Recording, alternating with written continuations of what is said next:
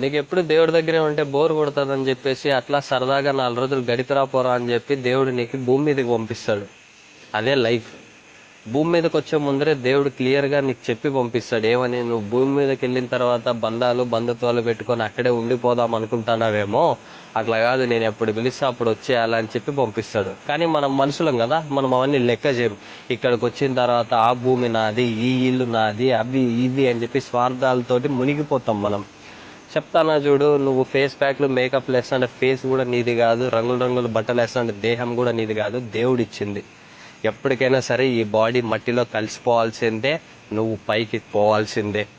నువ్వు పుట్టినప్పుడు అందరూ నిన్ను చూసి నవ్వుతారు, చనిపోయిన తర్వాత అందరూ నిన్ను చూసి ఏడుస్తారు. కానీ ఈ 2 విషయాలు నీకు తెలియదు. సింపుల్ లైఫ్ ఇంతే. దేవుడిచ్చి గడపమని చెప్పిన ఈ 4 రోజులు హ్యాపీగా గడిపేసి వెళ్ళిపో, అంతే తప్ప వేరేవన్నీ మైండ్లో పెట్టుకొని లైఫ్ని అయితే వేస్ట్ చేసుకో. ఏమంటావు?